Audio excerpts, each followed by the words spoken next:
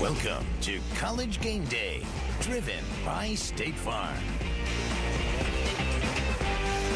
There will be a lot of white shirts in the stands tonight. Whiteout conditions in Freedom Hall as Louisville is frenzied and ready for Georgetown to arrive in Freedom Hall. Just a few moments ago, pleasantries being exchanged as the Hoyas and the Cardinals get ready to go. Glad to have you with us on College Game Day. Reese Davis along with Hubert Davis, Digger Phelps, Jay Billis, and I'm sorry, tell me your name again. Lou Holtz. Lou Holtz. Dick Vitale. You thought you were back when you came back from Duke, Carolina, but now you're back. Well, I'll tell you, I'm excited to be back. You guys have been doing a great job, and it's great to be 12 years old again. I was 68 laying in the hospital, but it feels great to be 12 and be with all the people. Thanks a lot. It's great to have you back. We might as well dive right in, guys. Only one team in the nation remaining undefeated, Memphis. I know Georgetown's on top by the numbers. Who's the best team in the Big East? To me, it's Louisville. They're 100% healthy right now. They got Edgar Sosa at the point guard position playing terrific. He had 18 points Monday against Marquette, only one turnover in 25 minutes. And this is a team that is really good when they play defense, create turnovers, get into the open court, throw the ball down low in the post to David Padgett, and then shoot their shot, the three-point shot, not contested three-point shot. They're really good. Hubert, you're learning the business well. You know we're in Louisville. He's being a politician. Did you see me at UCLA last week? I'll tell you right now, I think the way Connecticut's playing right now, if you go by this moment, winning 7 in a row. Now they got the big game, a revenge game with Notre Dame on Wednesday. In fact, I think who wins that game could be the coach of the year, Calhoun or Mike Bray. But I think that Connecticut at this moment, the way they're playing. Now, Georgetown might have an argument for you. They keep everybody in the game. But if I look today, I like what Jim Calhoun has done, brought discipline when he got rid of the 2 guys, suspended them. That team is growing. And to beat us, Rick Pitino told me a little while ago, he's getting better and better and better with each game. Georgetown's the best team. To me, I don't think there's any question about it. I think Georgetown is above everybody in this league. It doesn't mean they can't get clipped, that they can't get beat. They don't have the go-to star that they had last year in Jeff Green. But here's a glue guy right here in Jesse Sapp, a guy who makes big shots. He made that huge shot against West Virginia to win the game. They run their offense. They defend very well. They've got to become a better rebounding team. But I think Georgetown is the best team in the Big East. I'm going with UConn too, Dick, and I'll tell you why. I like the way they've gone out. Jim Calhoun, 2 weeks ago, he plays Big Ten, the team in first place, Indiana. Today they play the ACC with Georgia Tech. They're stepping out this time of the year to get another look at what they're going to face when it comes March Madness in that first and second round. The fact is this, they go on that 20-8 run to end this game today against Georgia Tech. That's how good this team is now. They've got a lot of confidence. A.J. Price got the maturity. This is a team last year that would miss layups, couldn't score, turn the ball over, couldn't make free throws. It's all back now, and every guy complements each other, like Adrian getting a double-double. To beat inside, he's a one-man zone. A.J. Price is the leader on the floor. Hey, what about the job Mike Bray's doing? I mean, 8-2 right now in the conference. He loses Carter. Goldie! Then he loses Falls, and Godey's having a phenomenal year, and he wasn't heavily recruited. I think he may go down as the greatest coach ever in the history of Notre Dame. You're just trying. It didn't take long for you guys to start mixing it up. You're going to call the Georgetown-Louisville game tonight with Dan Shulman. What are you looking for there? Well, I think the difference in the game could be the three-point shot. I think the one thing that Georgetown does so well, and Jay, you've seen them a lot, they smother that 3-second area. They don't let you get anything around the basket. And I think Rick Pitino's kids have to make the 3. And if they make the 3, I think that they can leave here with a win. Because I agree with Hubert. They're finally healthy. Palacios and Padgett are 100%. They're practicing at 100%. And when you come off the bench with guys like Clark and Sosa and Character, that's a pretty good bench. All right, Dick, good to have you back. Always a pleasure to see you. Dick Vitale going to call the game. Georgetown and Louisville tonight coming up in just a little while. And just a few moments ago here at Freedom Hall, the homestanding Cardinals taking the floor, getting set to take on the team that Jay believes is the best in the Big East. Georgetown and Louisville coming up at the top of... Speaking of whiteout, look at Rick Pitino. Frankie Valley. Can I get a fudgicle? The plane. Frankie Valley's back. Wow. Welcome to Fantasy Island. On College Game Day this morning, Pitino had on a white sweatsuit, and he encouraged the crowd to participate in the whiteout. And he is participating with the all-white suit, which might be one of the more remarkable sartorial things we've seen in the history of college basketball. And Louisville has been excited about this whole whiteout concept. Terrence Williams said this week that when he went to class, people kept walking up to him and saying, "Hey, where can I get a white t-shirt for the game?" He said, "How about trying Walmart and just getting one?" Clearly, Pitino did not get that suit at Walmart. All right, guys, time now for the Pontiac Prime Time pick.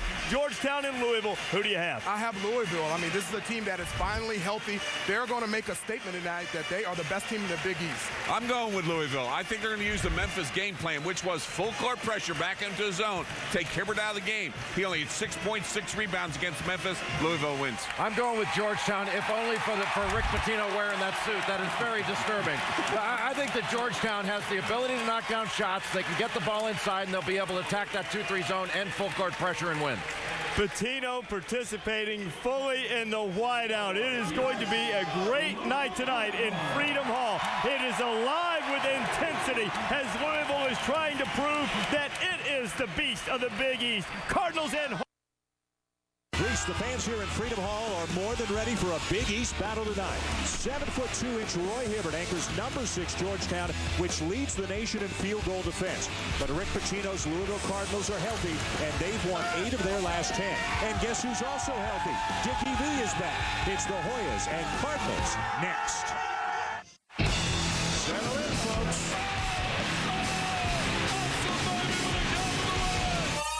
ESPN. Promise. Positive vibe.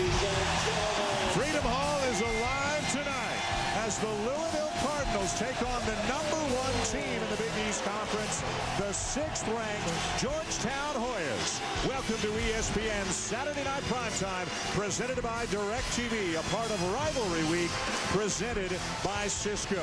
This game has national significance, and of course it has a ton of significance within the Big East Conference. Here's the top 8 of the 16-team Big East. To win for Louisville tonight, and look how tight things get at the top of the standings. But a win for Georgetown, they open up a little space between themselves and everybody else. Hi, everybody, and welcome to Louisville. Dan Schulman, glad to be... Well, let me rephrase that. Glad to be back with Dick Vitale. You sounded great on Wednesday. It's great to have you back, and what a game we've got going here tonight. Well, 2 of the Goliaths, as you said, in the Big East. I think right now the Pac-10 and the Big East are the 2 toughest conferences in America. Both these teams really mirror each other. Louisville, for example, and Georgetown average about 70 points a game. They both field goal percentage-wise. Georgetown, #1 in the nation, 35.5. Louisville, 37%. They both turn the ball over 12 times. It's a big game, but it's more of a must game for Louisville on their home floor. They're as healthy as they've been all season. They're playing some really good basketball right now. Time for our Star Watch, brought to you by Chevron. Well, we talk about Star Watch. You got to start in the middle. Roy Hibbert was brilliant here last year when they beat Louisville. Had 20 points, 11 rebounds. Don't measure him by his stats. He's one of the reasons why they lead the nation in field goal position defense. Paget, since he came back in November, has been such a plus. Experience, passes the ball really well, and he can make plays. It's time now to check our starting lineups. We begin with the visiting Georgetown Hoyas. A 3-guard backcourt, including Jonathan Wallace, a senior who's made more threes than anybody in Georgetown history. Jesse Sapp, the freshman, Austin Freeman alongside him. Roy Hibbert is joined by a very talented player, sophomore DeJuan Summers up front. For the Cardinals in the backcourt, Edgar Sosa and Jerry Smith, both capable of lighting it up. And up front, a lot of depth, a lot of talent, including Terrence Williams, a guy who has had 2 triple-doubles this year for Louisville. But a healthy David Paget has taken this team to a new level. With more on that, let's go to Aaron Andrews. Well, Dan, Louisville head coach Rick Pitino says we are now a better basketball team because David Paget is back with us. What a great story with David Paget. Goes down with a broken kneecap in mid-November. After 7 weeks of intense rehab, he joined his team back on the basketball court. Now, Rick Pitino has said this week that he is about 100% healthy, even though he admits he shouldn't even be playing right now. There are no restrictions on him. He can change directions on the floor, and he is jumping fluidly, which is great news tonight with that big matchup. I get no kiss over here, Dick Vitale. tell. Dan Schulman gets the kiss. Dick, I get you owe EA a nothing. kiss. I tell you one thing, I'd rather give her a kiss than you. I'm not arguing. Well, I did one before the game. She gave me a big kiss, and my wife was right there. Well, you saw Rick Pitino in the white suit. It is a white-out night here at Freedom Hall, and Rick Pitino is going right along with the theme. This is a big one, folks. Mike Pitts, Brian O'Connell, John Higgins, two of the top teams in the Big East. At the beginning of the season, the 16 coaches were asked who's going to win the league. 8-pick Georgetown, 8-pick Louisville. Not even the hops of Terrence Williams could get up high enough for that. JT3, John Thompson III, and what an outstanding run he has had in 4 years at the helm of the Hoyas, getting better and better every year. I'll tell you one thing, he's done a great job with them, learning offensive efficiency and also how to defend so well. They don't allow you to get layups on the inside. Seen a little zone right now by Louisville. Going to make him shoot the perimeter shot. Jonathan Wallace will. He'll miss the three, and the ball knocked out of the hands of Hibbert to the Cardinals. They need some scoring out of Wallace. Last 2 games, he totaled 5 points. Yep. He has to put some points on the board here tonight. Hibbert's size affecting that Paget pass. Louisville turns it over. Driving and banking it too strong off the glass is Jesse Sapp. They go flying into the Louisville bench, and it's Cardinal ball. Tell you one thing, their backcourt is so experienced. Wallace and Sapp don't get enough publicity, notoriety. They've won 24 of their last 26 games in conference play. I mean, that's unbelievable. That's not a cupcake conference. No, inarguably the best conference in the country. They won the Big East regular season a year ago. They won the Big East tournament a year ago. They went to the Final Four, lost to Ohio State. And even with the loss of Jeff Green, player of the year in the conference last year, everybody else is back a year older and wiser. And this team maybe even a little bit better. Well, they got a little bit more depth this year. Got some good freshmen. Freeman certainly a guy that's produced. And Ewing's giving them great play coming off the bench. They changed their starting lineup. They put Freeman in the lineup and bringing Ewing off the bench. Louisville is going to show Georgetown a lot of different looks tonight. Both full court. Sometimes they'll press 2 or 3 different presses, and also in the half-court D. Yeah, multiple defenses. Now they're in a man-to-man. Came out of the zone. Trying to get them out of any rhythm offensively. Georgetown very comfortable running the clock down to get a good look, and Hibbert slams it home. You know what's amazing about Hibbert? You can't measure him just by those numbers. 13 a game, 7 rebounds a game. His presence in that 3-second area is the reason they lead the nation in field goal percentage defensively. John Thompson III says that his understanding of what he can do on the court is way ahead of where it was a year ago. David Paget goes right around him and scoops it up and in. I tell you, what a story. Who would have ever believed that he would have been back on New Year's after fracturing his kneecap? Not to mention a couple of years ago, remember, he had serious surgery on both knees 2 or 3 times. We have heard that his career could be over. We've seen 3 different defenses already. We saw the 2-2-1 right there. Now they flatten out into a 2-3 zone. What an atmosphere here tonight. Rick Pitino saying, this is the toughest ticket in this building in the last 8 years. Summers from the elbow knocks down the jumper. He has really been able to make shots. There is Mr. Pitino. I tell you, he's all GQ tonight, Looks baby. good, huh? I know his wife, Joanne, must be proud of that suit he's wearing. Right in theme with the whiteout here in Freedom Hall. 4-2 Georgetown early. Through the hands of Williams, stolen away by Wallace. Williams fouls him. Tell you one thing they're doing a little bit more this year, Georgetown, the Hoyas are getting out in transition more often. Take a look at Hibbert going without the basketball. A little cut, part of the Princeton offense, and there's the jam. Then we go on the other end. The star, Mr. Paget, says, I'm going to go right at the basket. Nice reverse layup. Transfer came out of the University of Kansas, where they got a great team. I think Bill Self's club athletically is going to be such a monster come tournament time. Got a battle on their hands with a Baylor tonight, the Jayhawks do.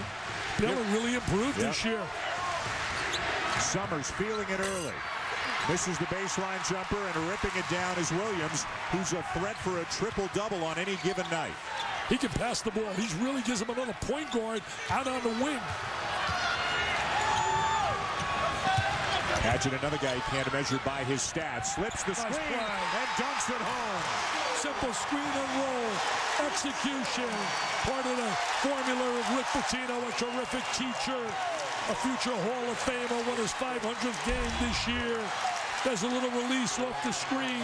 Go right to the goal. I'll tell you one thing, Padgett has great understanding and savvy how to play the game. Now watch this right here. Freeze the release and go to the basket. There it is for the jam. Catches the defense staring at the basketball. Foul on DeJuan Summers. Padgett missed 10 games, 7 weeks after the broken kneecap, but is feeling better and better, and whether it's his communication on defense, setting screens, slipping screens, passing the ball. He does so many things for Louisville. I don't think he shoots enough. He's 6 for 9 in the last 2 games. He's got to get more opportunities. Wallace driving on Sosa. Kicks it back out. Zappa, deep 3. And it's out of bounds. Back to the Cardinals. Let's get more on Rick Pitino and his look tonight. Here's our fashion consultant, Aaron Andrews. Well, this wardrobe report sponsored by, kidding, of course. Hey, the 411 on the white suit, I was talking to some of the players about it. He said Coach Pitino did not have this outfit on in the locker room. The team ran out onto the floor, the coaching staff, and then Coach Pitino came out on his own. The players and the crowd went nuts when they saw him, Dan, just like they did after that basket right there. And I can imagine why. They're loving the action on the floor. This time it was Padgett with the feed and Earl Clark with the dunk. I'll tell you, Earl Clark gets the dunk from out of New Jersey. Very rarely do you see teams score on the inside against the Hoyas. Hoyas are going to have an absolute tough night here tonight. Sosa stepped out of bounds. That last basket doesn't count, but Louisville on whiteout night here in Freedom Hall is white hot early with a 3-point lead on the Hoyas. I'll tell you, the Hoyas are really going to have to regroup early and not give them... In high definition on ESPN HD, presented by Olivia.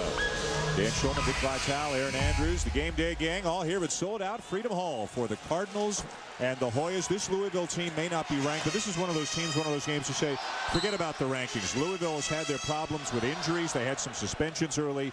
They're a whole unit now, Dick, really for the first time all year. This is a very dangerous team. Well, anytime you can come off the bench with guys like Sosa and Character and Clark, you know you're a deep club. McGee, they got a deep basketball team, and they're healthy, as you said earlier, Dan, for the first time. Looking for Hibbert in the middle of that 2-3 zone.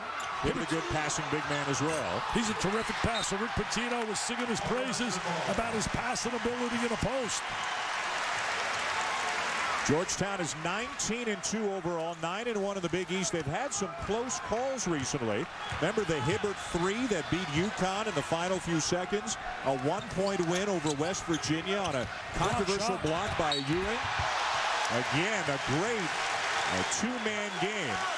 The pick and roll working beautifully so far tonight for Louisville as we check our Sonic rivalry recap. These two schools have only met 6 times. Georgetown has won the last 4.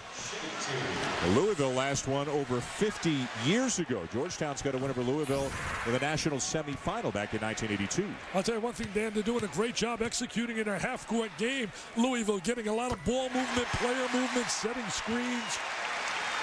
And with Padgett back and Palacios back, Rick Pitino now has 4 big men that he can rotate in and out of the game with Padgett, Clark, Character, and Palacios. I'll tell you something else. Both clubs have a similarity in a way to Florida. They got 5 guys averaging double figures, and their leading scorer is only about 13 points a game.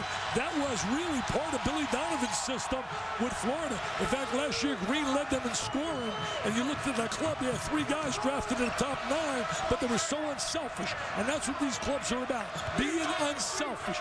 Share the ball, take the high percentage shot. The Cardinals on a 7-0 run right now. Forget about that as Austin Freeman, the freshman out of Mitchellville, Maryland, hits it. Well, he went to DeMatha. He's one of the first. He is the first player to be recruited by Georgetown out of DeMatha. And he's going to be a really outstanding player. Yes, John Thompson III. What's his best position? And coach said he's just a player. He can play anywhere. I love those kind of guys. They're versatile, multidimensional. Padgett and Williams, probably the 2 best passers on the team. And, of course, as you say that, Williams throws it away. But those 2 guys will connect often tonight. Hey, Monday Rivalry Week presented by Cisco concludes with a doubleheader here on ESPN. These Hoyas will take on the Villanova Wildcats. You got a win over Seton Hall today, and then at 9 Eastern, Kansas taking on Texas. Texas needed overtime today to pick up a win at Iowa State. Tell you one thing, when you look at Texas, with that backcourt, they have a chance to win every time on our floor. DJ Augustine and Abrams, they really outstanding for Rick Barnes' club, who loses Durant. to the NBA. Great doubleheader of action Monday night here on ESPN. Jeremiah Rivers, son of Doc, into the game for the Hoyas, and it's Rivers penetrating, and he gets fouled. Tell you, Jeremiah does a great job defensively, gives him some great minutes. But you know what? He's not the star of the family. Now, Doc was terrific as a player, but there, yes, sir, his sister, Callie, she was the Rookie of the Year, the diaper dandy in volleyball down in Gainesville. And he's got a younger brother down in Orlando where they live who's supposed to be a heck of a player, a basketball player. I think he's a high school junior. And Doc was going to come down to this game tonight, but they've got a day game tomorrow. Had this been a day game, he was going to come down and see it. Well, with all his cash, he should jump in a private plane. He should have been here and flown back. He's got the Spurs tomorrow. Turnaround jumper by Roy Hibbert. I tell you one thing about Hibbert. Doesn't take a lot of shots, but he maximizes each shot and utilizes getting good shots and good positioning. The other member of Georgetown's second generation gang is into the game now. Patrick Ewing Jr. gives them energy and rebounding off the bench. He's really playing well. His father would have been so proud of that block shot against West Virginia. I thought it was a good block from my angle. Bobby Huggins did it, but it was a terrific play by Ewing. Battle of the big guys, Dick. There's Hibbert getting the ball in deep. Nice little turn, shoots the jumper, beats Connecticut, as you said earlier, with a 3. He's made 2 threes this year. Palacios in, Andre McGee in, Preston Knowles in as well. And these two guards here, 33 McGee they get after and 2 Knowles. That's right. Rick Pitino says their defense goes up a notch when these guys come into the game. Yeah, he really would like to see better defense out of Sosa, who's really a better offensive player.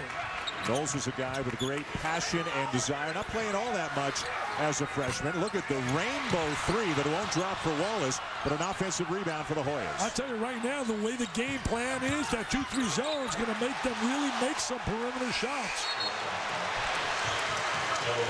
It's going to stay at this end as Terrence Williams quickly checks back in. John Thompson flashing those numbers. Plays. Played at Princeton. Petey Carell learned so much from Petey and certainly from his dad. Still keeps in touch with Coach Carell. He said he talks to him regularly, and why not? Boy, Summers is a talent. A 6'8", 240-pound sophomore who can run and jump and shoot and do just about everything. Well, you got to make that 3. You got to really be able to make that 3 against that kind of zone. John Thompson Jr., JT3 now in his 4th year as head coach of the Hoyas. And they've gotten stronger and stronger every year. First year, Dick, they go to the NIT, win 19 games, then a Sweet 16, then a Final Four, and who knows where they'll wind up this year. Well, you know, that 1984 team defensively was so strong, dominant, anchored by Patrick Ewing, who's eligible this year for the Hall of Fame, and is a lock. Gotta be. He and Olajuwon are locks. Padgett, the jump hook over Hibbert won't go down. Tough to get a shot over the 7-foot 2-inch Roy Hibbert. You don't get many offensive rebounds against Georgetown, not with that size. See, he's looking to make passes. He's really such an outstanding passer with that great size. He has good vision. Here's the quarterback, though, Jonathan Wallace, out of Alabama. Was a walk-on at the beginning of his career as Hibbert misses, but Wallace has started every single game in his 4-year career. And he's going to be a lawyer. He's already been admitted to Georgetown Law School. It's a block. And Terrence Williams will be going to the line when we come back from this timeout. The Hoyas and the Cardinals, 2 of the beasts of the Big East. Unstoppable. I'll tell you one thing, South Carolina's job's open. If I was down there, I would make a call. I would absolutely make a call down at Texas Tech, and I'd say, Mr. Robert Montgomery Knight, got 10 years left. Can you imagine hooking up Knight with Spurrier? Steve Spurrier and Robert Montgomery Knight together, I think it'd be phenomenal. Williams knocks down the first free throw. Here's a look at what Louisville's season has been like so far. Rick Pitino with the injuries to Padgett and Palacio. They struggled early, shorthanded, lost some games out of conference. They're hot now. Very good defense. And Terrence Williams not really looking for his offense as much as he has in the past. Very content to be a distributor. He's happy to find Padgett, Smith, whoever's going to knock down shots. And like we said, they get after you defensively. I tell you, the 700 game that he's coaching right now in college. Can you imagine? He's got 511 wins. Had he not gone to the pros, how many wins he would have? Unbelievable. This is a Louisville team that has played and soundly beaten a Marquette team twice already this season. Well, they've only turned the ball over the last 3 games 32 times. They've already turned it over 5 times tonight. That's the first turnover by Georgetown. Tough shot by Andre McGee. And Rick Pitino's main message for his team the last couple of weeks is, guys, take good shots. Don't take contested shots. Yeah, he doesn't want challenge shots. He thought in that game they lost to Connecticut, they took 33 threes. He said about 20 of them were challenged. Yeah. He said you got to take open shots. Vernon Macklin, number 1, is checked in now for Georgetown. He was a McDonald's All-American coming out of high school. Has not quite lived up to that billing, playing off the bench for the Hoyas. But he is getting better and better. They see progress in his game right now. Getting familiar to the college game has been a big adjustment for him. Sapp uses the screen, misses the 3. Character bobbles the rebound. Ewing comes up with it. Ewing started his career down in Indiana with the Hoosiers, who had that scintillating last-second win over Illinois in double overtime. Hey, we'll see that next week when they take on Michigan State in Bloomington. And a big Monday presented by Bud Light on ESPN2 at 7 Eastern has women's college basketball with a rematch of last year's championship game. Rutgers taking on Tennessee. The big story here, will Candace Parker play? Will she be back from the injury? Epiphany Prince, by the way, had 33 against Connecticut. She was absolutely brilliant in that game. Vivian Stringer and Pat Summitt. Pat Summitt we're honoring on our big date on May 16th with Robert Montgomery Knight for the V Foundation. There's the injury to Candace Parker, a hyperextended knee, questionable for that game on Monday. She'll play. Flat out, she'll play. Just reading her quotes. She said, I will be there on Monday. I read a quote. As that zone right now, that 2-3, really slowing the tempo of the game down. The tempo's become a real half-court-oriented basketball game. Ewing might have gotten away with a walk. He's on the glass again, but Williams comes down with it and is fouled. It'll be Rivers, I believe, getting called for Georgetown. You know, the one thing that's happened in Terrence Williams' game, I think his first 2 years, he wanted to prove to all the naysayers who said he couldn't make a perimeter shot, and he tried to take so many bad shots. Now he's playing within himself. He's doing the things he's really outstanding at. Pass the ball, rebound, score when the opportunity is there. In Louisville history, there have been 4 triple-doubles. He's got 2 of them. He's got 2 of them this season. Another Louisville turnover. Edgar Sosa returns. I tell you, take the 6 losses that Louisville had. Terrence Williams, I looked it up, has really struggled. He was 21 for 69. I mean, that's just 30% in those 6 losses, just like shooting the 3. In those losses, Louisville has shot so poorly from the 3, 41 for 153. That's 26%. I mean, even a dummy like me can figure that's less than 30%. Big game for Louisville, a win here, and they move closer to possibly finishing in the top 4 in the Big East to get that first round bye in the tournament. If Georgetown wins, they'll have a game-and-a-half lead over the second-place team in the Big East, Notre Dame, which beat Marquette today. Another big game for Luke Herringody, who just might be the player of the year in the Big East. He would get my choice. I mean, there's a kid that did come in, really highly acclaimed. He's been sensational all year. And what about Mike Bray as coach of the year again? I mean, who'd have thought after losing Carter and Falls they'd be where they are? Hey, I'd like to throw Mick Cronin's name out there, too, at Cincinnati. They're 6-5 in the league. Whoever would have thought that? I got another name for you. Right. Jim Calhoun, the way he's got that club playing, when they regrouped after he's got the suspension, he showed discipline. Palacios misses the jumper. By the way, if you don't think Herringody should be player of the year in the Big East, the president of his fan club is here. Hubert Davis is in the building tonight, and listen at halftime, he'll talk up Luke Herringody. Macklin cannot save it. It'll be Louisville ball. I'll tell you one thing about John Thompson III and his team. I really was so impressed talking to all the kids before the game. What classy kids they are. Really, when you think about Wallace, Sapp, I mean, you saw him come over here. Welcome back, Mr. Vital. I mean, just really, really nice kids. And reflecting Mr. the character Ewing of their coach, who has just called a 30-second timeout. You know, it's really interesting. You think of the big people, Hibbert.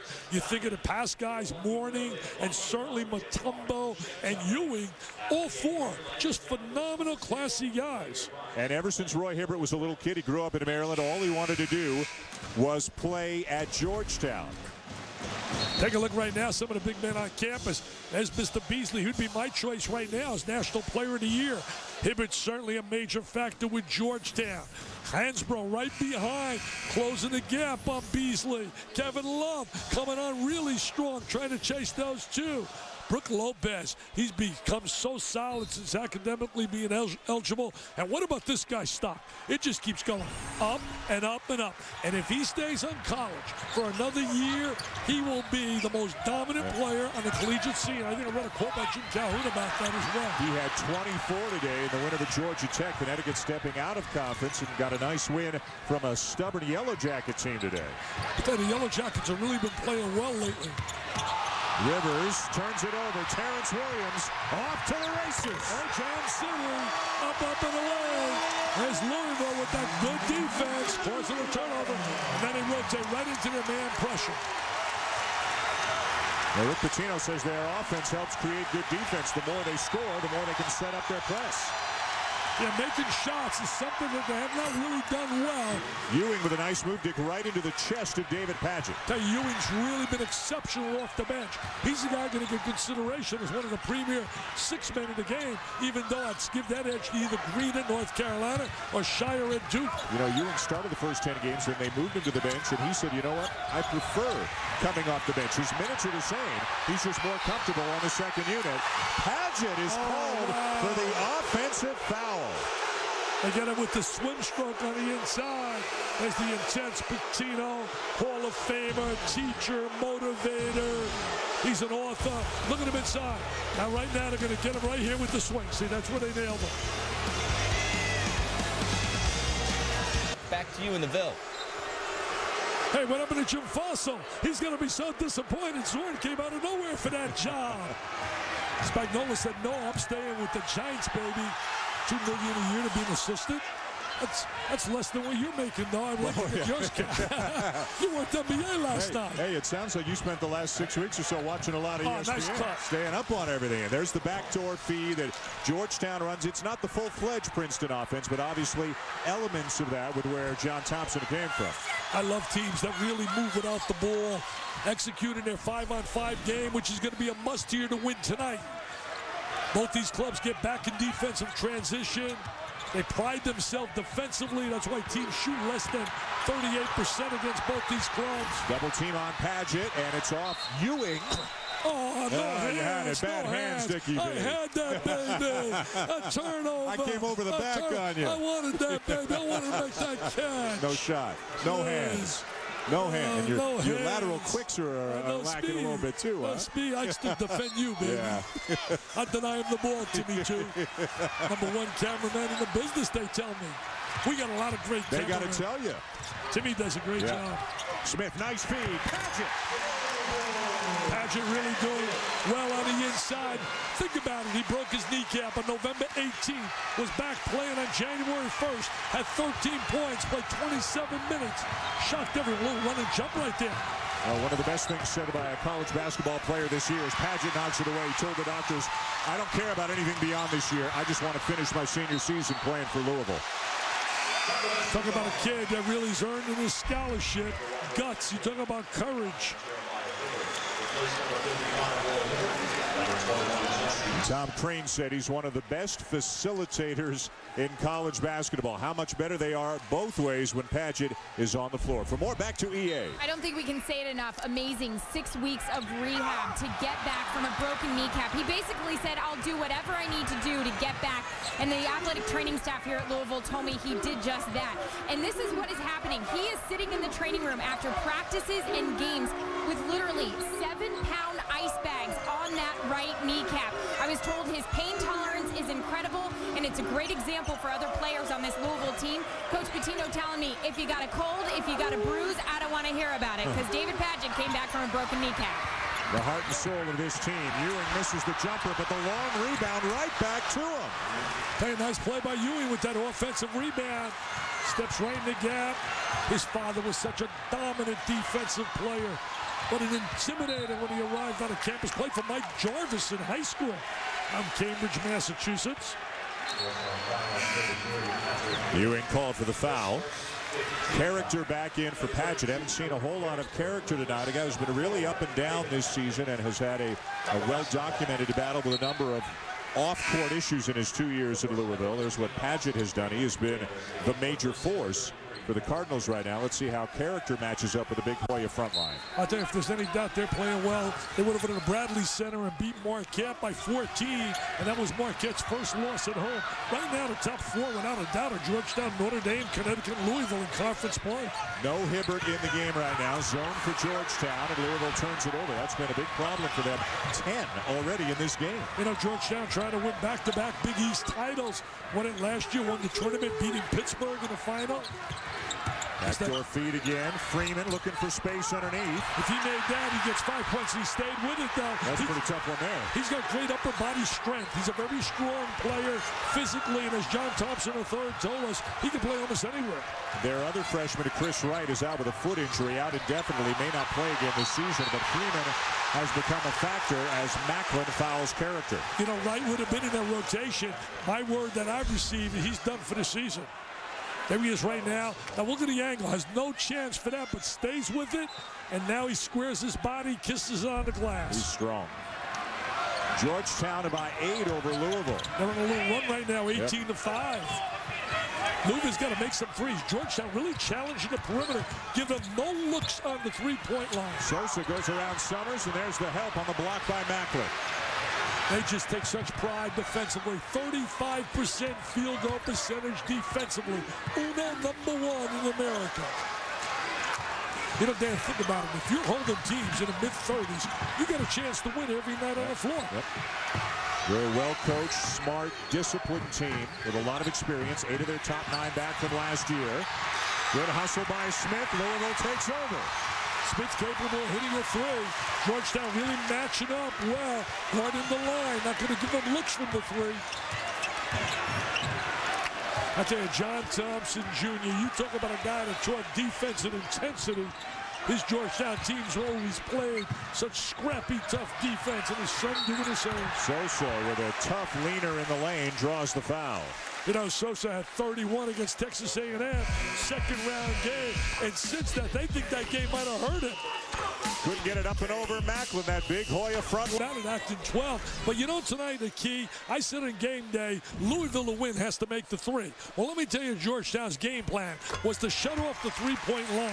Well, have they shut it off? Louisville has not attempted a three yet today, #1, and they average 15 threes attempted per game. So I think the three-point shot has become big in a reverse fashion that Louisville has not been able to get any looks, and you got to credit John Thompson III's kids and his coaching staff for really doing a great job attacking the three-point line. It's going to be over to Louisville here. Dick, 15, actually the fewest they've taken. They average 23 attempts a game from beyond the arc. That's the most in the conference. 23 well, 15 was the less. 15 is the fewest they've taken, and they haven't even attempted one here tonight. So I get a turnover on that That's one. all right. I said 15. That's all right. I don't have the quick hook. I don't have the quick hook. You're staying. My one eye see caught the 15, but I didn't catch the 23. That's all right. We'll let you play through it. Character inside going right at Hibbert, and he draws the foul. You know, Character's got some good offensive skills on the inside. He's a young man who can be as good as he wants to be. It's all in his hands. Monday, rivalry week presented by Cisco concludes with a great doubleheader here on ESPN. Villanova taking on these Georgetown Hoyas at 7 Eastern. And then what a matchup this should be down in Austin, Kansas and Texas at 9 Eastern. You know, Dan, think how significant that is. A number. I mean, we talk about it. You can't pass it off lightly. Here's a club that shoots 23 attempts per game shooting the three. And here we're at the 3-minute mark in the first half, and they haven't attempted one. The reason? Defense. You got to credit Georgetown for really understanding how important it is to play that three-point line. The Hoy is about as good as it gets at executing a game plan, and it all starts on the defensive end, really, for both of these teams. Ewing forced to handle and get it over the timeline. You know, Georgetown doesn't really blow people away, but they are 9-1 in conference play, and they always find a way, it seems, to win. Their only losses this year at Memphis and at Pittsburgh. Oh, there's a foul, sure. Yeah, Terrence. He's holding him. He had a piece of the jersey. He's holding him and trying to throw a diagonal pass. Hey, you mentioned the fouls. Tennessee, to me, is the only real threat to beat Memphis, so we'll be there for that game. Personally, I think Memphis, because they're playing at home and they don't have to really emotionally get involved in every game, let's say, like teams like Tennessee and people they play in their pre-conference schedule. I think Memphis goes 34-0 entering the tournament. First unblemished record since Jerry Tarkanian in 1991. 2 weeks from tonight, we'll be down in Memphis. Game day will be there for the Vols and the Tigers. Tennessee got a late steal and a layup today from Jawan Smith. Oh, look at that right there. Left-handed hook shot by Hibbert. Tennessee beat LSU by 2. Hold on, let me talk. Wait. Well, I know you want to talk about. Let me talk about LSU. I think shame on you firing a coach in the middle of the season because of W's and L's. Give me a break. What is college becoming? I mean, the NBA level. Now finish your story. I'm sorry. No, that was my story. It was? I was handing it off to you. You were? I know I got to feed you the right. There's a Keep you happy. First attempt from beyond the arc tonight. But a great win for Tennessee. It was a charged environment down in Baton Rouge. The kids for LSU played their hearts out, but you got to wonder how they react with the coach fired in the middle of the season. Well, you know, I really have a problem with that. I mean, as you can watch the little left-hand hook by Hibbert on the inside, showing versatility. I really mean it. I think Oregon State as well. I really say shame on you in both programs. You fire a coach, moral reasons, ethic reasons, or walk in the backcourt, but not because of W's and L's in the middle of the season. Mistake by the freshman there, Freeman. You can't walk the baseline unless there's been a made basket, and that turns it back over to Louisville. Wow, the Cardinals, it's amazing they're within 7. They got to make a three somehow to get some momentum. They got to make a three, but look at Georgetown now. They're in the zone. They play about 20% zone, 80% man-to-man. They should get a three out of this zone. They should be able to catch right in the gap right there for an open shot. Got a good look, Earl Clark did. Every point the Cardinals have either in the paint or from the line.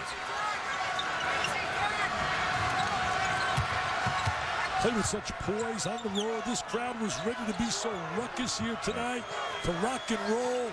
Georgetown silences the crowd, gets the early lead. Their expressions never change. They run the clock. They kind of wear you down bit by bit. They're happy to play even for 35 minutes because they think they'll own the last 5. They find a way to win. They got a winner's mentality. Certain players can be spectacular, but they don't understand how to win. Jerry Smith, a good look. Got it. They need that. That gives you momentum. That gives you a lift. The first 3 they made tonight. I said it early, and I'll say it again. If Louisville's to win, they got to make the 3. Back within 4. Nice feed and Hibbert all alone for the dunk. I mean, are you serious giving a guy inside 7'2", that open look? How do you lose a guy that big? Wow. 7'2", 270, getting better and better. A real raw project when he got to Georgetown as a freshman. He's turned himself into a potential lottery pick. Here they go again, Jerry Smith again. He's the guy I was talking about earlier, capable of going on that run. He has been shooting lights out the last 7 or 8 games for the Cardinals. One of the biggest threes he ever made was to beat Marquette since he's from Wisconsin. How about Austin Freeman with the answer at the other end?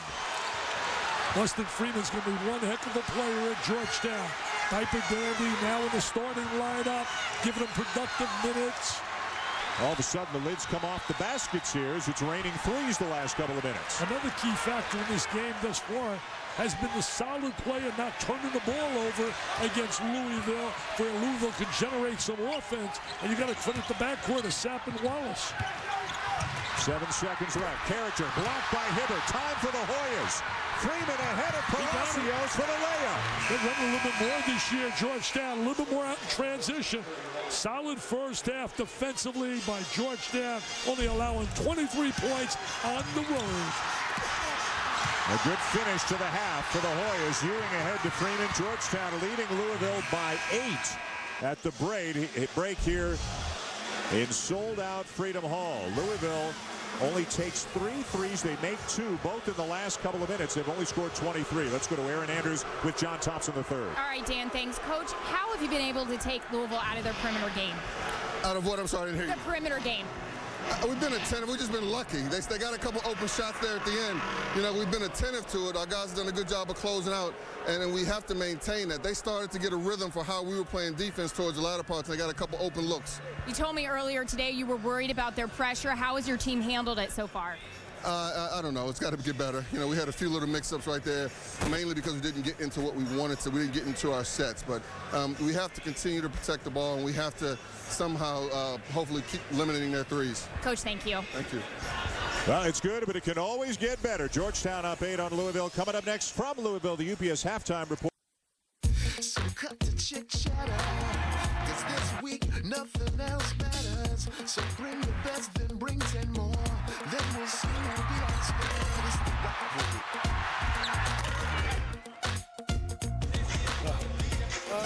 You know, Jay never kissed me once while you were gone. Welcome back to ESPN's Saturday Night Primetime, presented by DirecTV, a part of Rivalry Week, presented by Cisco. Georgetown leading Louisville by 8. What happened to the whiteout? He changed his suit. He's a member of our old GQ team. I had to pick the best guys in terms of dress. There's the white suit. He doesn't want the white suit. He looks at the board. He's down. He says, time to change. John Thompson III could dress, too. That's right. He made my old GQ team as well. You had your top 10, and they were both big-time members of it. What does Louisville have to do to play better in the second half? Well, I think, number one, they got to start getting some three-point opportunities and make some threes. They really do. That's vital in their offensive scheme. You average 23 threes a game. You only get 3 so far in this half. Made 2 out of the 3, but they got to get some looks, and they didn't happen until the last 2 minutes. Didn't have a single offensive rebound, turned the ball over. They only attempted 16 shots in the first half. Georgetown attempted 27, but the Hoyas didn't go to the free throw line once in the first 20 because minutes. They're not really attacking off the dribble. They're not creating opportunities for the opportunity to go to free throw line, but I'll tell you one thing, they were suffocating on the defensive end. Shot clock at 7. Hibbert, good position in deep, over Padgett. He could utilize that hook. A little Kareem, a little George Mikan. A little before your time, Mr. Mikan. Oh, we just saw George Mikan, one of the top 25 on that list of the all-time top college basketball players that are counting down. Played for late Ray Meyer. Played for him at DePaul. Then went on for fame with the Lakers. The Minneapolis. Yes, sir. Jerry Smith, a miss from the corner. And count the bucket. Terrence Williams with a bucket. Let's take a look now at tonight's Cisco game track as we're early in the second half here at Freedom Hall. It was an 8-point lead to the break for Georgetown. No second chance points, no offensive rebounds for Louisville. Turnover trouble, hardly took any threes, maybe kind of fortunate to be down only 8 there. Look at that right there, though. No free throw attempts either. How often have you seen that, especially for a team that's leading? I tell you, the Big East, Mike Tranghese in the house tonight. He's got to really be proud. This conference is so deep and so tough. When you look at teams on the bottom that really are struggling, I mean, Villanova gets a win today, but it just shows you Providence. They're all decent basketball teams. You know, St. John's is playing better now. They have won 3 in a row, picked up a win today. Oh, Howie Schwab's happy to hear that. Howie in the house. St. John's graduate. Let's check in with Aaron Andrews. Dan, I had a chance to speak with some members of the Louisville coaching staff coming out of the locker room. What Rick Pitino was preaching there in the locker room, he said, look, let's play under control. Be a little bit more patient out there. They were out-rebounded 15-9 in the first half. That was something that bothered him a lot. As for the wardrobe update, a lot of people on the team telling me no idea why he went to the change of suit, but I was just told by somebody on Louisville staff, bad omen, guys. The white is out, dark in. What do you tell the 19,000 people who showed up here in white tonight? I'll tell you one thing, Aaron. I know why he changed. The scoreboard. Do you think he would have changed if he was up 8? No way, Aaron.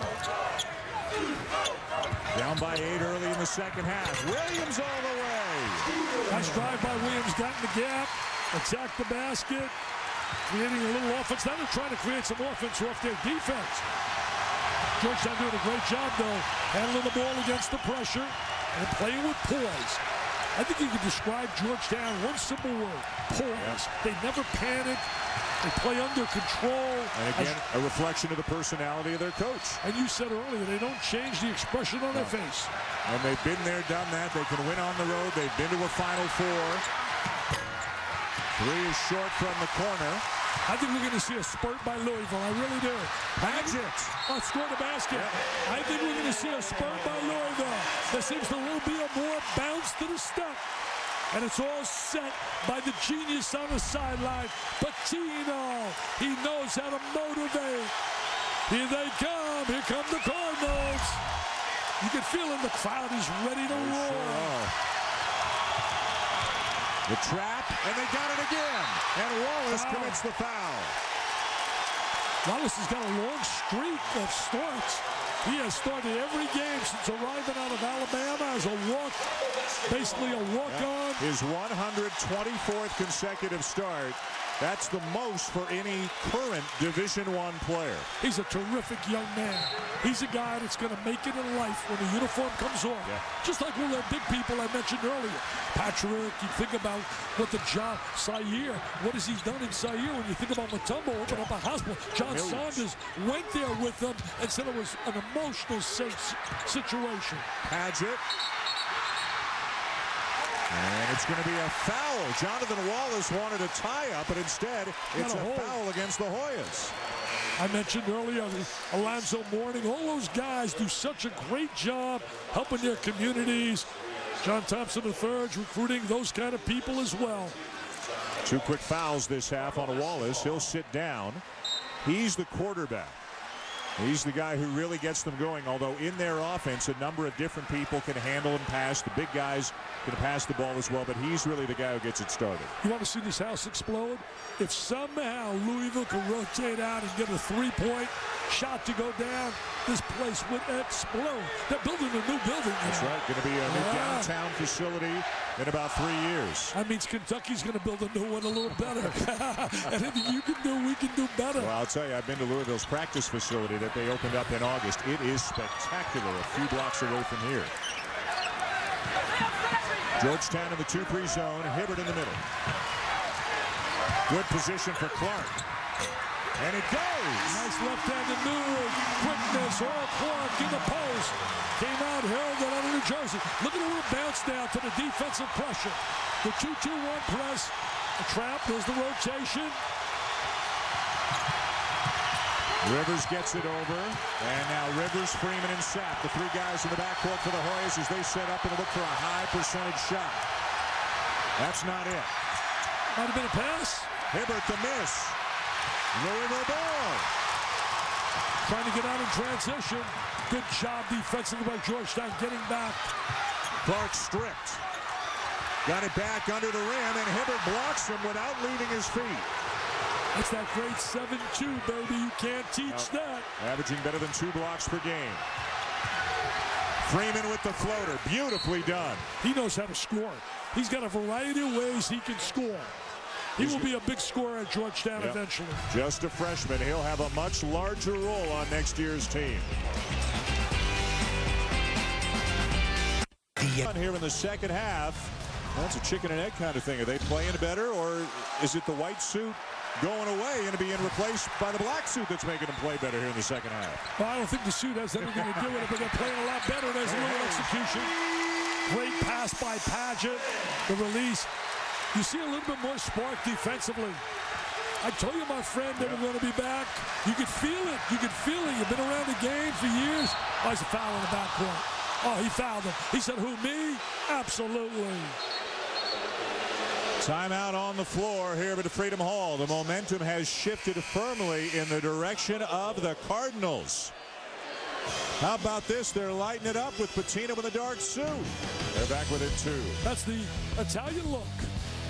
Dramatic high definition on ESPN HD. Presented by Olivia. Welcome back to Freedom Hall. It's all Cardinals here in the second half. Back within 2. Saturday primetime presented by DirecTV. Happy birthday. I mean, unbelievable. Happy birthday, man. It actually happens about once a year. Hey. I want to eat it, not wear it. Thank you. Look at that beautiful cake. Wow, that is nice. Wow, look at that, Dad. 41 years old. Thanks. I would do anything to be 41 again. Happy birthday, Dad. Thank you. You know the best part? Many more. I'm on the road, it seems, every year for my birthday. And I'm here with you. And every year I get a cake from you. I get more from you than I get at home. It's great. I'm with you with your birthday instead of your wife. Wow. You going to share some of that with me? Absolutely. I'm sharing it already. You're wearing some of it already. You got a whole group with you who wants part of that. You got your son-in-law here. We got Howie Schwab here. You got your doctors here. Yeah, Dr. Seitels is in the house. We're checking up on you and making sure that you're doing okay. Thumbs up so far, Doc? Yeah. All right, we got Dr. Zeitels, we got Dr. Hillman, Dr. we got Deems. Dr. Deems, we got the whole staff here from Boston and Sarasota. Well, you know, Dr. Zeitels is the Tom Brady lady of the voice business. That's and him in the Dr. middle, Deems right? Yep. is a young rising star. And Dr. Hillman is a scientific genius. I don't know what they're going to find out testing my vocal cords, but he did it with Steven Tyler and Aerosmith. Now, do you follow that? Love Steven Tyler. Oh, yeah. Now, here's pregame. This is how Dick gets ready for the game. I can't remember what this device is called, but they're monitoring the stress on your vocal cords. They seem to be under the impression you put some stress. I'll tell you, can I just say one thing? I won't sleep tonight now. Oh, it's amazing. But they're taking care of you, and they all seem very pleased with how you're sounding so far here tonight. And they got front row seats to a basketball game. Exactly. They get a chance to see their people up close. Yeah, and some birthday cake. Big night. And we got a good game. Georgetown leading by 4. Number 6 in the nation. 19-2 the Hoyas are. Taking on Louisville 17-6. Nice pass. Great look. They're releasing, getting layups because the defensive people are still has a turnover almost in the back court. Oh, Rick Pitino thought that should have been Cardinal ball. See, the defense is staring at the basketball. You got to watch ball, you man. Little breakdown. Look, watch this right here. The defense stares. He releases.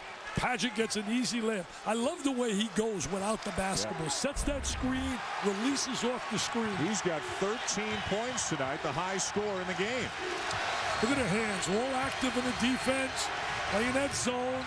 Trying to take away passing lanes. Padgett, also the guy that Coach Pitino says he's the quarterback on defense. He'll tell everybody else where they're supposed to be, and if they don't get there, he'll physically push them to the right spot on the floor. Can't get any layups, though, in transition. They get back so quick, Georgetown. Macklin on Padgett right now. Padgett, a good passer. And a push on Macklin. You know, you think of Rick Pitino, the only coach to take 3 different teams to the Final Four. He took the Friars, led by Billy Donovan. He had Kentucky win the national title. He took Louisville already in 2005. He's only one of 4 coaches to take 4 different schools to the NCAA tournament. Tonight is his 700th game as a collegiate coach. Mr. Smith. Mr. Smith is here. Mr. Smith's in the house with the trifecta. 3 threes tonight for Jerry Smith, and the Cardinals have the lead. Hibbert on the bench right now. Mr. Schulman, I told you 3 minutes ago, they're going to go on a spur. We'll never see the white suit again, Dick. It'll never come out of the closet again. Give it an auction. Make a lot of money for the V Foundation. We'll auction it off. Wallace, little strong. Palacios. Momentum, Uncle Mo right now on the side of the Cardinals. And the rebound down to Ewing and the missed 3 by Sosa. I like what Ewing's doing coming off that bench. He gives him energy, he gives him enthusiasm, and he gives him productivity. But again, Georgetown won't change, won't panic. They'll just keep probing for a good shot. A lot of patience as well.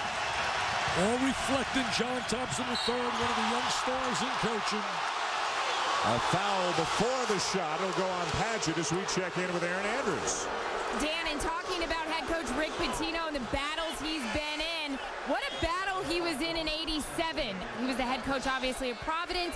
John Thompson, the head coach at Georgetown. And there's a big game that year where it was a very physical game. There was a hard foul, I was told, in that game. And John Thompson came charging half court at Rick Pitino. Well, I'm told by Rick Pitino's son, Richard and Ryan, tonight, that Rick Pitino had no choice but to charge right back. They got in an altercation, pointing at each other.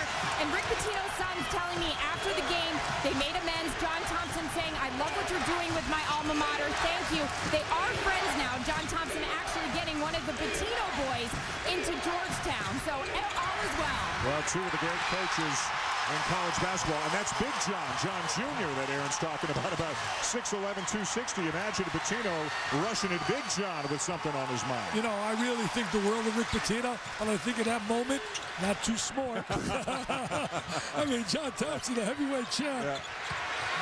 Padgett. With no Hibbert in the game, Padgett is going right into the post and looking for a foul right there, and Mike Kitts disagrees. The one thing I like about Padgett, he wants to rock. He wants to make sure as Hibbert comes back on the floor. They've only got 2 field goals here in this half. The Cardinals have already made as many field goals in the second half in 7.5 minutes as they made in the entire first half. A lot on the line here with Georgetown leading the Big East at 9-1. Notre Dame is at 8-2. Connecticut and Louisville each at 7-3. Louisville are rising 7-3 because the composition of their team has changed. They got a healthy group. Palacios and Paget in the lineup. Summers misses the 12-footer. Rebound Palacios. Palacios gives him a lot of experience. He's a 1,000-point scorer. He's had to battle all kinds of injuries in his career. Here's a key for Louisville. If they're going to really make a run come Final Four on March Madness, Sosa's got to really be productive on that perimeter. He and McGee sharing the minutes at the point. Palacios wearing a brace on his right knee because of all the trouble he's had. See, part of the game plan is to challenge these threes, but Sosa knocks it down. He made 3 out of 4 against Marquette, had 18 points in a big win up in Milwaukee where they gave Marquette their first loss at home. This place is loud now. Oh, turnover city. Uncle Mo, get it to you, baby. John T, get it to you. There's the whiteout. Pitino says, I don't have to be in white.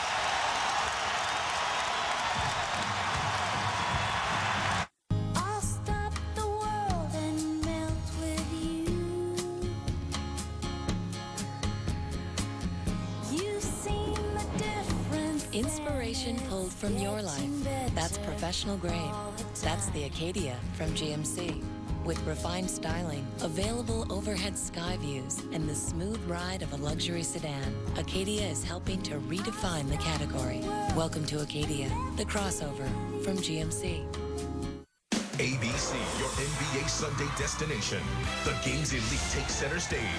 First, Tim Duncan and the Spurs face the league-leading Celtics.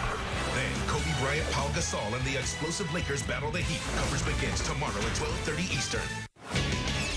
Dan Snyder gets his man. Who's his unlikely choice to run the Redskins? Rich Rodriguez tells West Virginia fans to stop the death threats and why Tony Stewart punched Kurt Busch in the face at Daytona. It's SportsCenter after the game. Imagine a car with great highway fuel economy and more horsepower than Camry. If you win the top prize in the Kentucky Lottery's new game, Win for Life, you can win $1,000 a week for as long as you live. It doesn't matter how long that is. Week after week, year after year. Your prizes last as long as you do.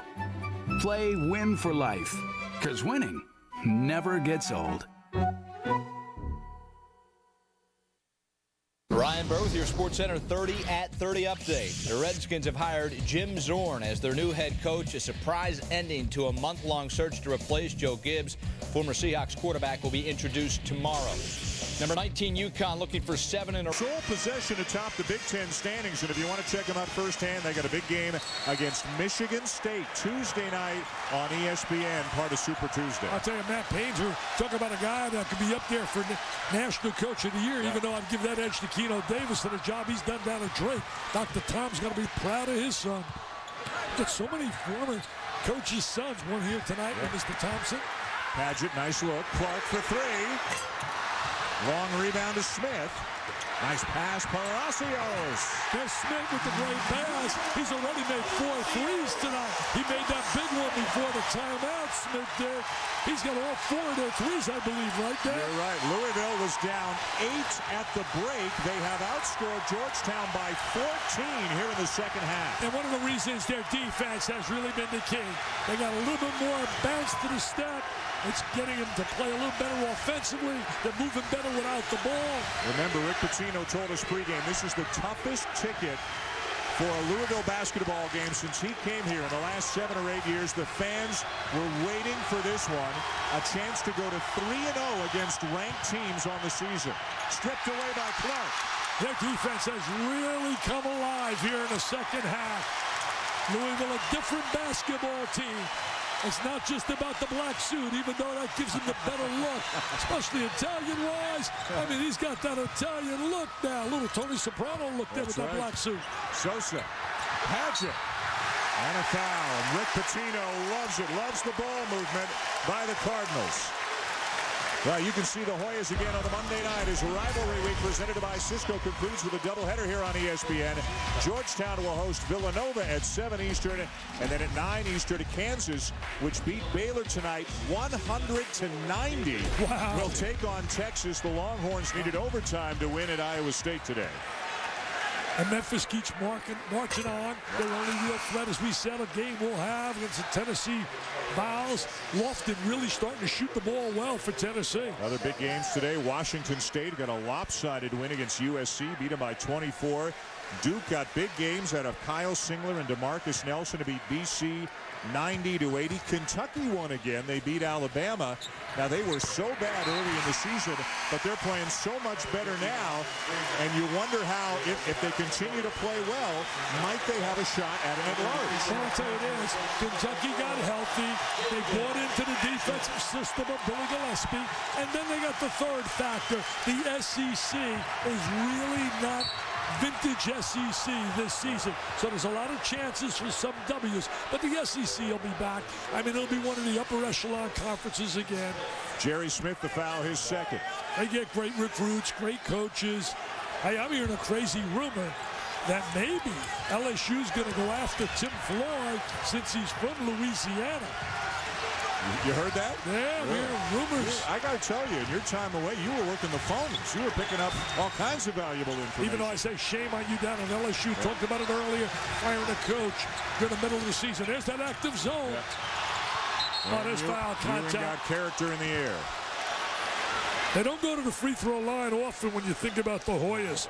I mean, they've only really, when you think about it, gone to the line coming into this game 30 more times than their opponents. And only twice in the entire game tonight. Made them both. That was Freeman. This is Ewing. Couple of years at Indiana, now a senior at Georgetown after transferring. And a guy who's used to getting a lot of abuse from visiting crowds simply because he's Patrick Ewing's son, but he brushes it off beautifully. He's his own man, and he plays his own style, and he's a very valuable player on this team. I heard some fan during halftime saying, hey, Ewing, you're not like your dad. You know what? There weren't anybody like his dad, so don't have to worry about that. On a collegiate level, he was as dominant as he came in terms of the post. And he is, to me, a lock for the Hall of Fame, the Naismith Hall of Fame, since he's eligible this year. Clark right at Hibbert. And it's out of bounds to Georgetown. Louisville by 7 after trailing by 8 at the half. The Hoyas have gone scoreless for better than 6 minutes. Georgetown's not really an explosive offensive team. They're not a club that can fall behind by a big number and then all of a sudden just come back. Good trap on Jesse Sapp. You don't want to reach in a foul. They get the timeout, Georgetown. They get the 30-second timeout.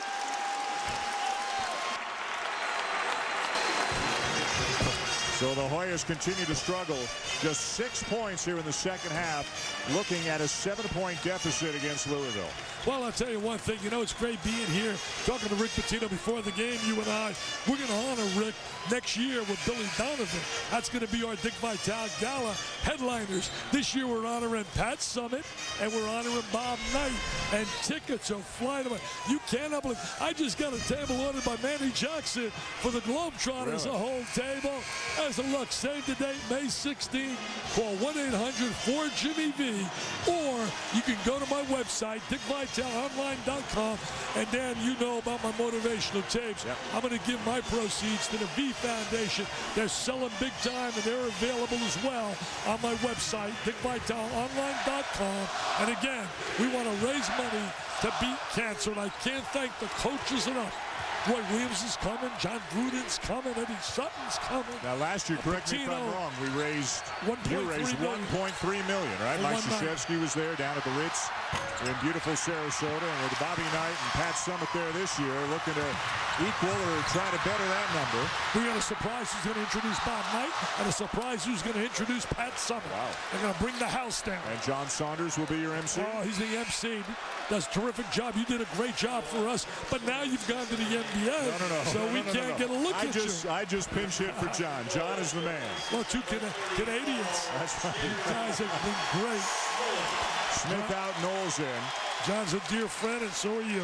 Thank you very much. That was great. Mike Krzyzewski did a phenomenal job last year helping to raise money. It's a great night down at a beautiful hotel in Sarasota for a terrific cause. What about the friend of Rick Pitino who donated $100,000 to go to a game, Chris Sullivan from Outback fame? There's that zone. I tell you, they've done a great job, Louisville, the second half. 6 points thus far they've allowed. There's 8. Sapp finds Rivers for the layup. It's a 5-point game. Jeremiah's solid player, getting better and better. Tough defensively, a communicator on the court. He's a leader. His dad was so special as a player and is as a coach. Well, they've got a big one tomorrow, taking on San Antonio on ABC as we go to the under 8 timeout here in Louisville. The Cardinals have had a terrific second half. Rick Pitino may not be part of the whiteout anymore, but everybody in the crowd is. And the Cardinals trying to beat the number 6 Hoyas here at Freedom Hall. Louisville Sluggers, baseball. Louisville Sluggers. Does a phenomenal job down at Rutgers. Has the big win over Gino Auriemma in Connecticut. Knowles and Sosa in the backcourt right now for the Cardinals. It's been a great second half for Louisville, turning an 8-point deficit into a 5-point lead. Tell you one thing, Jesse Sapp's been quiet tonight. 6 consecutive games, double figures, only has a deuce tonight. Boy, almost unstoppable when he gets where he wants to go. He does a great job with that hook shot. That's a really lost shot. You don't see many big players utilizing the hook. A dozen for Hibbert. Remember how well he played against Aaron Gray, who's now in the NBA in the Big East tournament last year, how well he played against Greg Oden in the NCAA tournament, although Georgetown lost. You know, you mentioned Pittsburgh, and you talk about certainly Gray, but what a tough break losing those 2 guys, Cook and Fields. And what about Syracuse? Jimmy Boeheim's kids suffered some big losses with David North out. The good news for Pitt is Fields should be back by the end of the month. He has been cleared to start practicing. Knowles in the air, releases the shot, and draws the foul. Rick Pitino lights up when he talks about Knowles, his hustle, his scrappiness. Hey, this guy can flat out coach. It all started at 5-star camp as a young 22-year-old. Howard Garfinkel's camp gave him that opportunity. Then he went to Hawaii, started there, and then on his honeymoon said, forget about it, I'm joining Jimmy Boeheim. Boeheim took precedent over his beautiful wife, Jo. Are you kidding me? Have you seen Boeheim and Rick's wife? I mean, are you giving up your honeymoon for Boeheim? Something's not right. Knowles, kind of a lightly recruited guy by this standard, this level of basketball. His other offer was from VCU, but as you said, Rick Pitino saw something that he liked about him. And boy, if you're tenacious on D, Rick Pitino's going to love you. You mentioned VCU. What about the job Anthony Grant's doing down there? That's going to be a tough guy for them to keep him. He's going to be a wanted guy. Look at Knowles. They're in his zone, but look at him way out, pounding the ball. Well, he knows if he wants any PT at all playing time, he better show the coach that he's going to scrap defensively. They're active in that zone. They really are very active, making it difficult for them to get some good shots. As the turnover. Knowles with a steal. Sosa has it blocked by Sapp. Great play by Sapp defensively. Most guys would have fouled in that situation. Sapp's going to make some shots. Terrence Williams comes up with a block. Louisville's a different club defensively here in the second half. Yeah, whatever Coach Pitino said in the locker room, he lit a fire under his Cardinals. And he had time to deliver a speech and change his clothes at halftime. Take it up strong. He waited. I like the unselfishness of T. Williams. I like his maturity as a player. We saw him take so many bad shots as we're watching Sapp with that great defensive effort. He had the great angle for the block shot there. Adds it to the line now for the Cardinals. Tell you, talk about Smith and Padgett. They've combined for 28 points. The rest of the club, 17. Gives you a grand total, 45. There you go. As you said, both of these teams are very balanced. Neither one of these teams has a player in the top 20 in scoring in the Big East Conference. Well, there are guys, their leading scorers like 13 to 14 a game, and they each have 5 guys in double figures. But I make that comparison. Winning national titles, Billy Donovan's club, Torian Green led the Gators in scoring at 14 a game. And to put that into a certain picture, think about it. They had 3 guys drafted in the top 9, but they sacrificed all about winning. Well, Jeff Green last year, the Big East Player of the Year, picked 5th overall in the NBA draft, 13 points a game. How about a guy sitting in a nice suit over beside Rick Pitino? One of his assistants now played for him at Kentucky, Walter McCarty. He keeps preaching to the Louisville players how deep that team was, how they all thought about the team over themselves, and how all of them went on to have professional careers. Well, Walter McCarty played 7.5 years for the Boston Celtics. Celtics, I love the job Danny Ainge and Doc are doing with that club. Squeaked out a 2-point win last night without Garnett up in Minneapolis. Another Georgetown turnover. Can't get any good looks against that zone. Really having a difficult time attacking it. Not getting the kind of ball movement they want. And Dick, something you hardly ever see. A little grimacing, a little barking between the Hoya players. You never see that, but the Cardinals return the favor by turning it right back over. See, right now you got to get some ball movement against the zone. Now they rotate. Now they're going to stay with the zone. Hibbert not in the game right now for Georgetown. Got to find some gaps.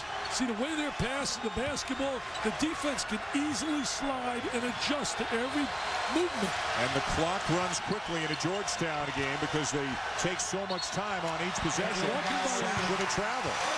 Turning it over. The defense, as we watch this crowd, they fired up. Look at the defense here on Padgett. Padgett's going to try to use what we call the spin reverse move on the inside. Single reverse, they throw the lob up, but the defense really anticipates well. 14 turnovers committed tonight by the Hoyas. Nice pass inside from Williams to Padgett. Good adjustment, though, defensively by Georgetown. Clark for 3. That's big. Oh, that's big. That's going to bring the house down. Mr. Clark from the perimeter. He's got a lot of good skills. I hope he stays in school. He's not ready physically for the NBA. The first Cardinal other than Smith to make a 3 tonight. This Louisville team getting better and better. Their confidence. This is a much better team than you saw earlier this year. Summers can't answer. Look at the hustle, the scrap.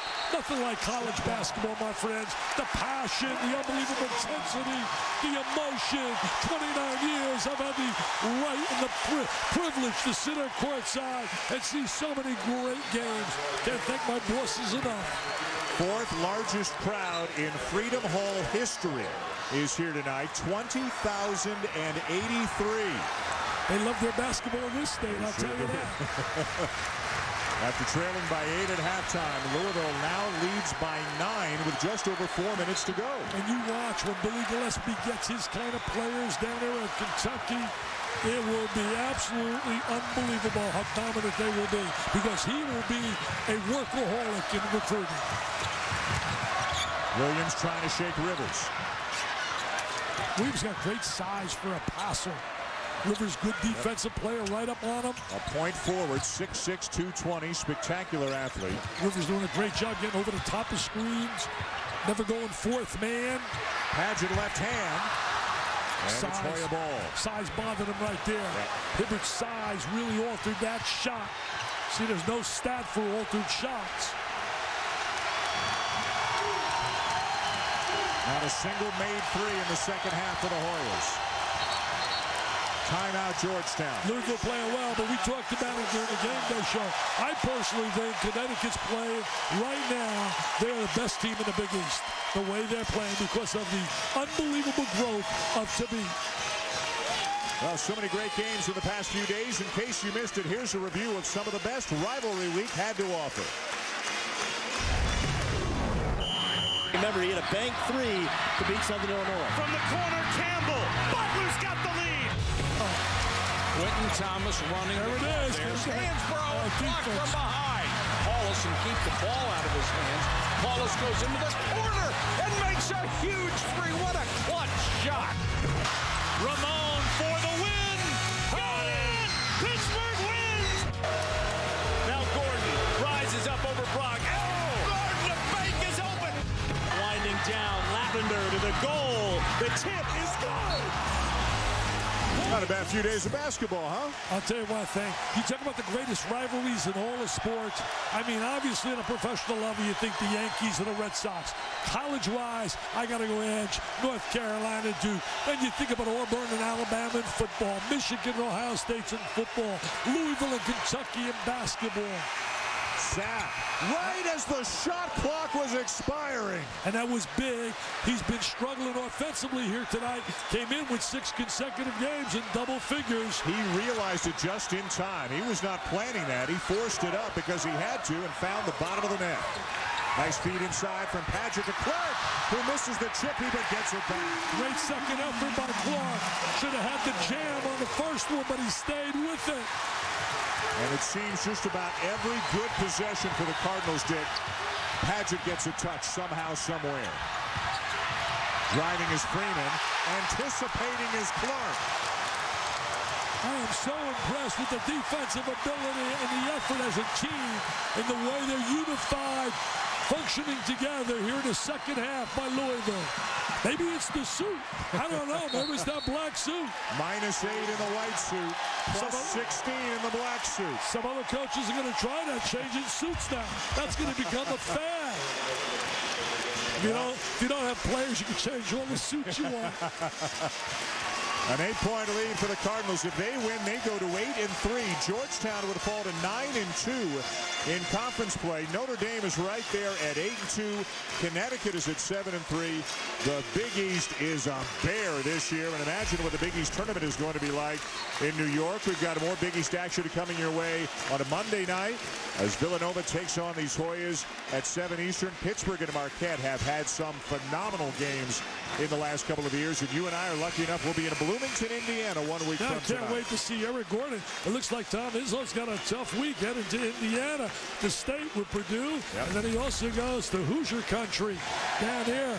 Boy, Eric Gordon really had to take some heat down in Illinois. Really nice, at least the Illinois administration apologized for some of the action. Most of the fans are great, but you get a few psychos who really go a step or more. Same thing happened in Oregon. That's right. When Kevin Love had to go face it. All he did was go out and just dominate. He had 42 points and 39 rebounds in 2 games in the state of Oregon. Nice catch. Sapp got him from behind. Paget has it back. Stolen away by Wallace. You know, he got him from behind, but again, it was the presence of Hibbert that created that situation. Wallace didn't see Hibbert. He had beaten Paget down the floor. Again, Georgetown not used to having to score quickly. That's not their game. That's not their game. They tried it there and it didn't work. Their game is to dictate tempo by having the lead and dictate each possession. No basket. The foul on Ewing way out on the perimeter. The Hoyas, can they answer here in the last minute and a half? I'll stop the world and melt with you. You've seen the Inspiration pulled from your life. That's professional grade. That's the Acadia from GMC. With precise handling and the smooth ride of a luxury sedan, Acadia is helping to redefine the category. Welcome to Acadia, the crossover from GMC.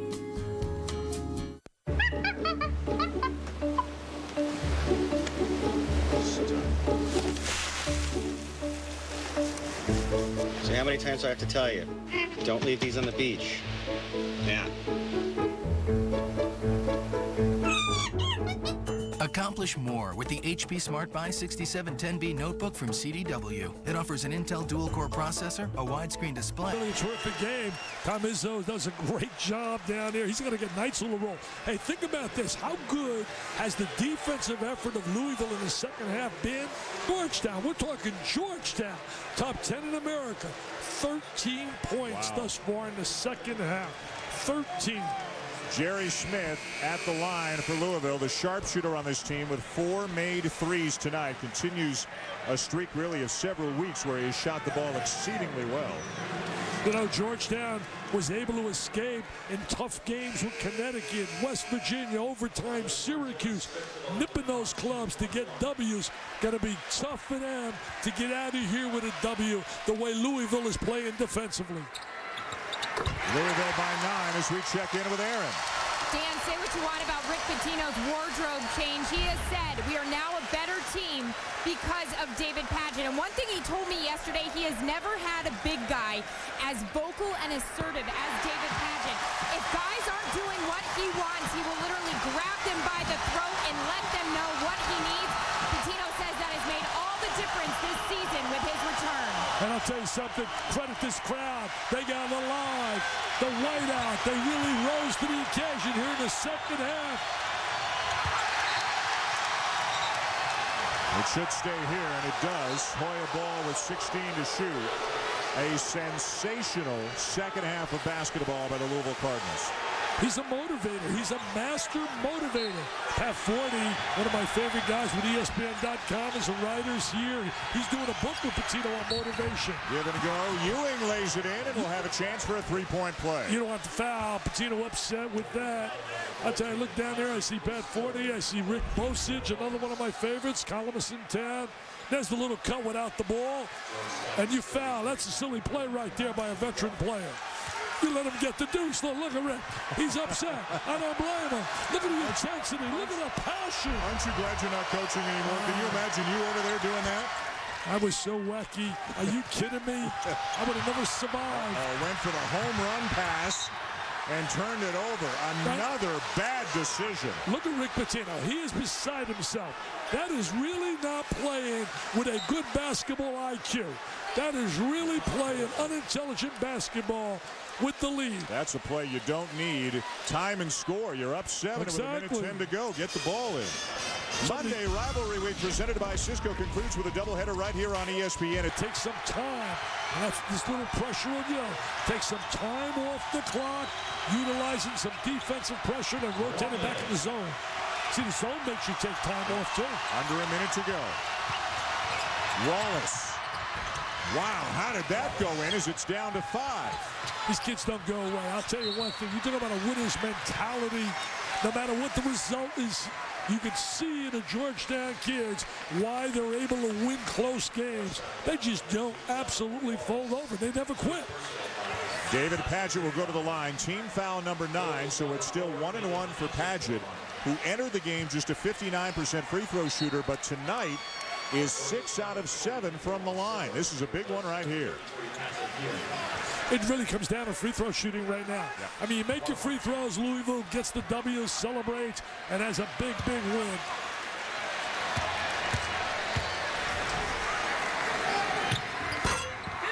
Missed the front end, and the ball is fumbled out of bounds. They got a lucky break right there, the Cardinals. John Thompson third, not happy with that play. John Thompson making subs. Ewing and Rivers come in for defense. Summers and Freeman check out. Yeah, he's going defense to offense.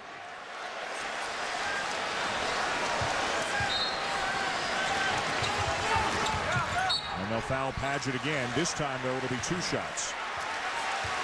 He's walking quickly to that line like he wants the ball this time. There's Rick. Look at us here. -8, +15. That tells me the white suit is going to an auction. And I'm going to get my hands on it and have it auctioned at our event. Gets the bounce. I'm going to send my best out to Nick Valvano, who just had aneurysm surgery. Nick, we wish you the best. His brother Bob in town here working at ESPN on Saturday, but works here at Louisville as well. Nick's one of the, they both are, but speaking of Nick, hoping that he Nick is gets the better CEO. soon. And one of the great people you'll ever meet. He does a terrific job with the V Foundation. Yeah, all those Valvanos are great guys. He makes the free throws. That's big. Now you got to play smart defensively. You don't want to foul. You don't want to stop the clock. You want to take some time off or rotate to the zone. Make him take some time off. Wallace gets a good look. It's not there. Williams the rebound, and he'll walk the floor and shoot free throws. Louisville wasn't going to be denied here in the second half. This crowd was alive. There's a lot of passion in this house. My friends, there's nothing like having a passion, whatever you do in life. If you do it with passion and feeling. And that's what Louisville did here in the second half. They played with emotion, intensity. 2 free throws for Williams. Keep them alive. They're just not converting consistently on that line. Hey, think about this, Dan. Tough to win on the road if you're going to score 18 points and a half. Yep. And that's what Georgetown has done thus far tonight. Only gotten to the line 4 times all night long. Did not shoot the 3 well here tonight at all. 4 out of 21 for the Hoyas from beyond the arc.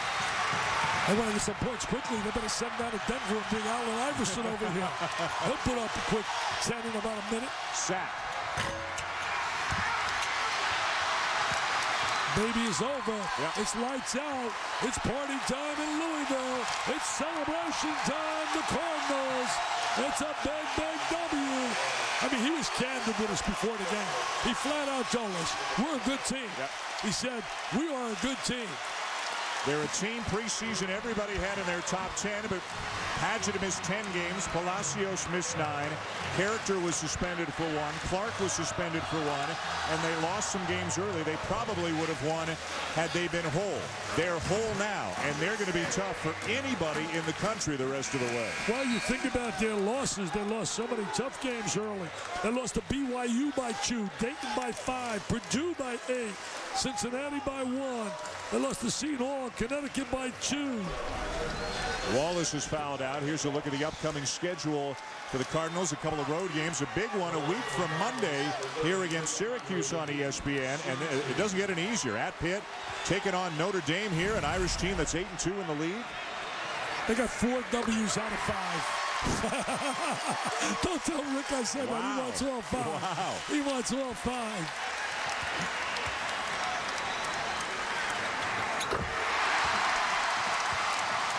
I'm really impressed the way Williams has bought into the team concept and not worried about the next level. I thought last year he tried to prove to everybody he could make threes. And he's already said he's coming back next year after some discussion that maybe he was heading out.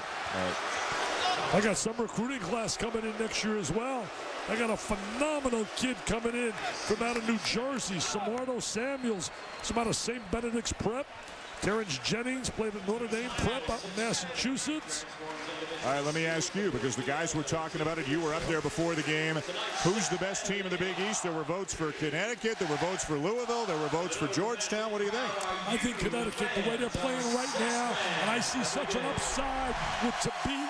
I give them the edge. I think Jim Calhoun has done a masterful job when he disciplined those kids. He sent a message loud and clear that Connecticut basketball is bigger than any kid. I'd give the edge to Connecticut. Notre Dame's got a tough date. Wednesday, a little revenge game. Mike Bray's done a great job. Harry Doty, no doubt, is my choice as player of the year in the conference. Now remember, for Connecticut, Wiggins is back. Dyson is still suspended. He'll be out a couple of more weeks.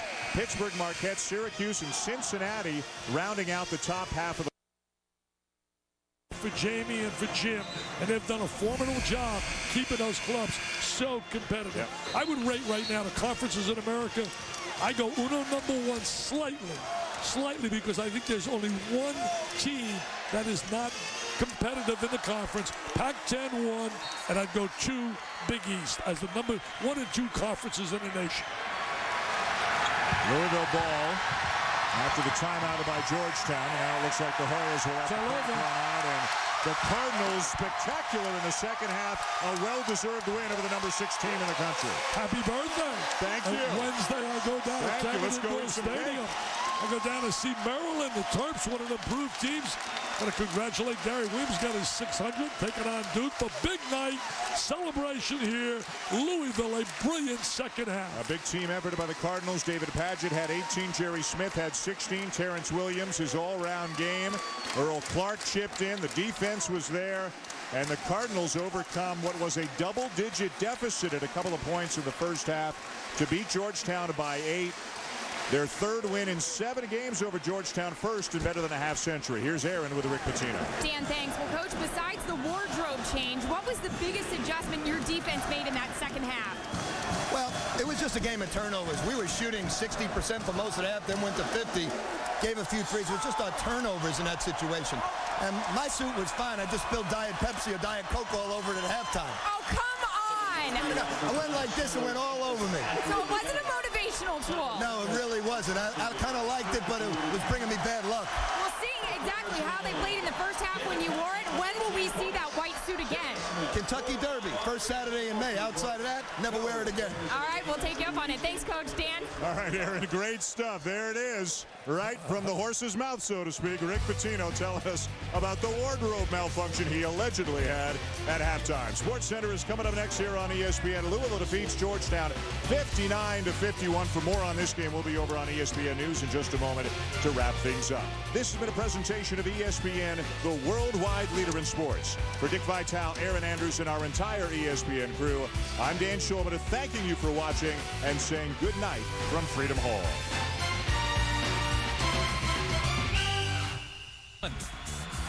Georgetown and Louisville, John, these are the new fashion rules. You can wear white Memorial Day to Labor Day, or if it's whiteout night against Georgetown. Late first half, Georgetown up 4. Jesse Sapp, some fancy dribbling, and then he feeds Roy Hibbert, and the big man with the finish. Time winding down in the first half. Hibbert with the block. Georgetown off and running. Austin Freeman, he beat the buzzer. Georgetown up 8 at the half. They were riding a 6-game win streak. Second half, Pitino changes to the dark suit, and his team responds. Earl Clark with the up and under layup. Then David Padgett off the nice feed from Jerry Smith. And then off the inbounds pass, Padgett drops it off to Jerry Smith for 3. Dick Vitale, what do you think about Pitino's fashion statement? I don't know. Maybe it's that black suit. Well, maybe it was.